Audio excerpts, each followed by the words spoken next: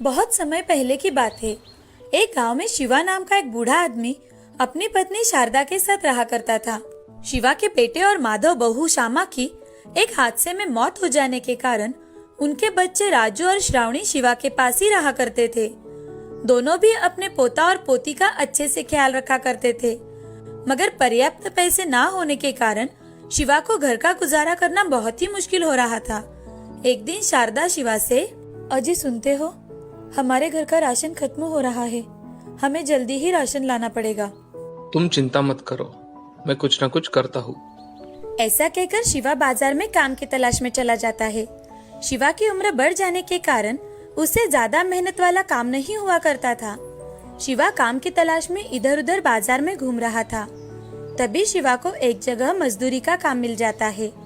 शिवा दिन भर मजदूरी का काम करता है और घर लौटते वक्त उसकी दिन भर की कमाई सिर्फ 200 रुपए ही मिलने के कारण वो बहुत ही ज्यादा उदास हो जाता है। शिवा शारदा से, शारदा, ये पैसे लो और इन पैसों से थोड़ा सा राशन लेकर आओ। इतने से रुपए में हमारा गुजारा कैसे होगा? अगर ऐसा ही चलता रहा तो हमारे पोता और पोती का क्या होगा? वही चिंता मुझे भी खाए जा रही है। तुम आज के लिए राशन तो लेकर आओ, बाद में देखते हैं। जी। ऐसा कहकर शारदा बाजार जाती है और राशन खरीद कर लाती है और खाना पकाने लगती है। तभी शिवा की पोती शिवा से, दादाजी, आप ऐसे थके हुए क्यों लग रहे हो? आपकी तबीयत तो ठीक है ना? हाँ गुड़िया, मेरी तबीयत ठीक है। इस बुढ़ापे की वजह से अब मुझसे ज्यादा काम नहीं होता, इसलिए जल्दी थक जाता हूँ। दादाजी, मैं आपके पैर दबा देती हूँ। अरे नहीं मेरी बच्ची, अब हम सब मिलकर खाना खाएंगे। जी दादाजी। ऐसा कहकर श्रावणी अपने दादाजी के साथ खाना खाने बैठ जाती है। तभी राजू दादी से, दादी, मुझे दादाजी के हाथ की पनीर की सब्जी और अंडे का आमलेट बहुत पसंद है। क्या तुम दादाजी को कहोगी कि वो हमें बनाकर खिलाए? अगले हफ्ते जरूर बनाएंगे, अभी ये खाना खा लो। राजू समझदार होने के कारण अपने दादी की बात जल्दी से समझ गया और दादी से, ठीक है दादी। सभी ने खुशी खुशी खाना खाया और जल्दी से सो गए। अगले दिन राजू और श्रावणी आंगन में खेल रहे थे। तभी श्रावणी राजू से, भैया, दादाजी कल काम करके कितने थक गए थे। मुझे लगता है हमें उनकी मदद करनी चाहिए। हाँ श्रावणी, ये विचार तो मेरे मन में भी आया, मगर हम क्या कर सकते हैं? भैया, हमारे दादाजी के हाथ की पनीर की सब्जी और बटर आमलेट कितना अच्छा होता है। वो इतना स्वादिष्ट होता है कि उसका स्वाद मुंह में ही रह जाता है। मैं सोच रही थी, अगर दादाजी एक रेडी लगाए तो, और उस पर पनीर की सब्जी, उसके साथ ही ऑमलेट बनाकर बेचे तो उनको इतनी मेहनत नहीं करनी पड़ेगी। अरे हाँ, जब दादाजी घर पर आएंगे तो हम उन्हें ये बात बताएंगे। हाँ भैया, हम उन्हें जरूर बताएंगे। शाम के समय शारदा और शिवा आंगन में बैठे थे। तभी राजू और श्रावणी शिवा के पास आकर, दादाजी, मुझे आपको एक बात बतानी है। हाँ बोलो। दादाजी, मैं सोच रहा हूँ, अगर हम बाजार में खाना बनाने की रेडी लगाए तो हम उस पर पनीर की सब्जी और आमलेट भी बेच सकेंगे। राजू, तुम्हारा विचार बहुत अच्छा है, मगर बेटा हमारे पास उतने पैसे नहीं हैं। मेरे पास कुछ पैसे हैं, ये आप रख लो।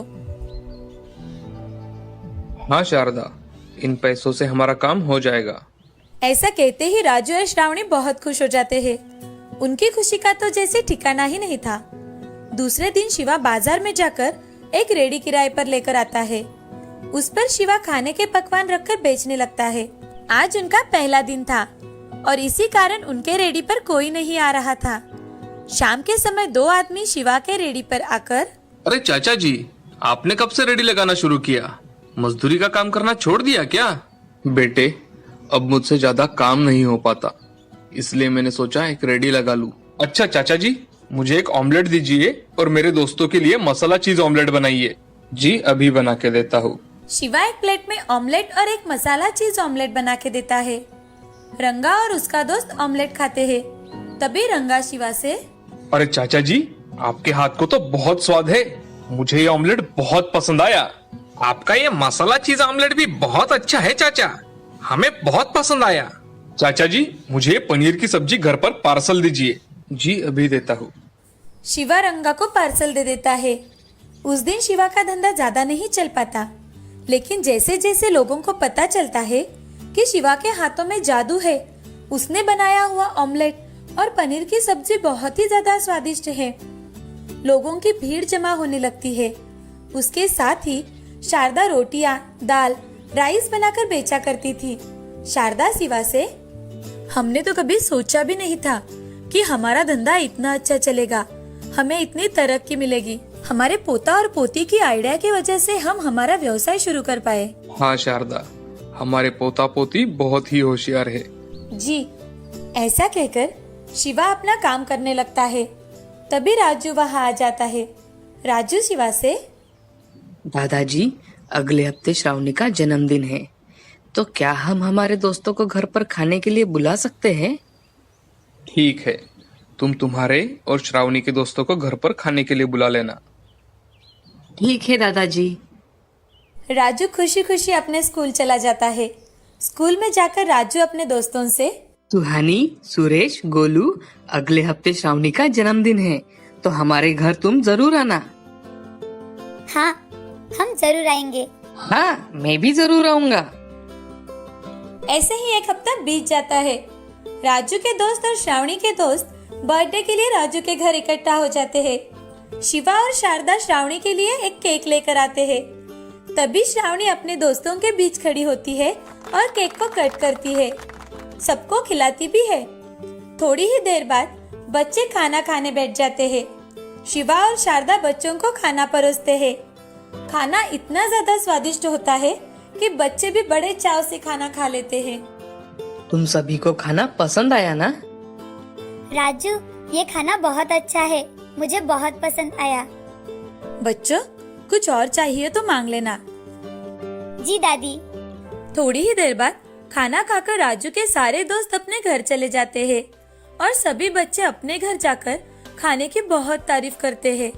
बच्चों की बातें सुन उनके पेरेंट्स शिवा के रेडी पर आकर खाना खाकर देखते हैं। सभी को वो खाना बहुत पसंद आता है।